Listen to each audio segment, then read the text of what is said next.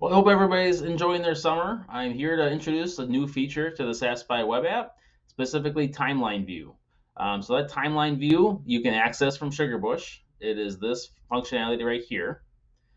This functionality loads the data for the entire season in more of a timeline view. So as you see here, if I can zoom in by either using the sliders on the left, these sliders here. I can adjust the entire slider at different periods of time. I can do a quick select on the period of time, 1 day, 3 day, 1 month, and so forth. But this timeline view basically shows the vacuum level on every single main line that we had throughout the entire season at an hourly interval. The most common way to use this chart is at the beginning of the season. This is when we first tapped the trees, turned on the pumps.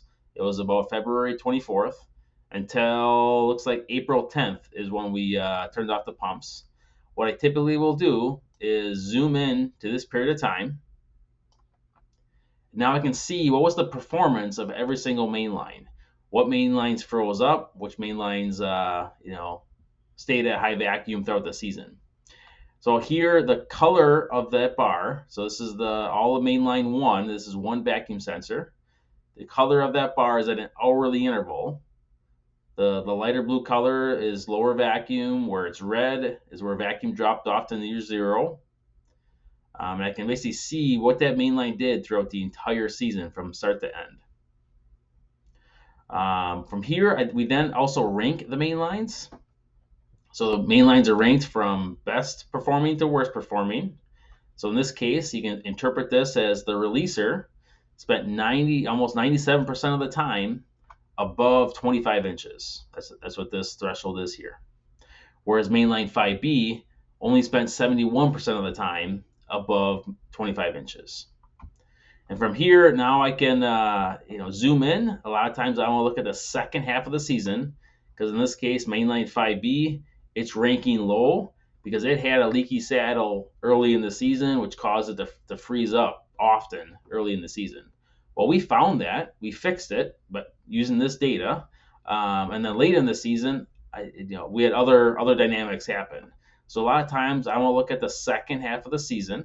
I'll zoom in, and now I can, you can interpret this here as, okay, you can see that mainline 1A has more red, mainline 1B has more red than the others, but we got, that becomes very clear in this area down here, where mainline 1A only spent 70% of the time above 25 inches. So it's mainline 1A is the worst performing, 1B, 1C. So clearly there's my opportunity. And then 5A, 5B, 5C is the next opportunity of lower vacuum. Primarily due to these frozen spots here.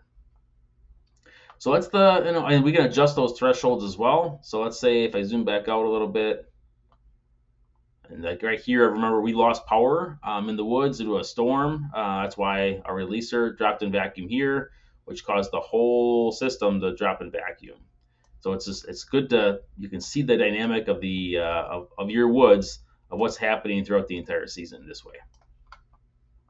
And then what I was going to mention is you can also change these thresholds. So maybe if you don't want the different colors, you can just slam these two together, and then it's just simply red or blue. Maybe that's a little bit easier to understand than the gradient colors. Or I can slide those apart. Maybe instead of 25 inches, maybe I want to be the whole thing a different gradient. You can do that as well. Or maybe I want to adjust these thresholds where I only want to see red if it dropped all the way to zero. Well, you can do that as well.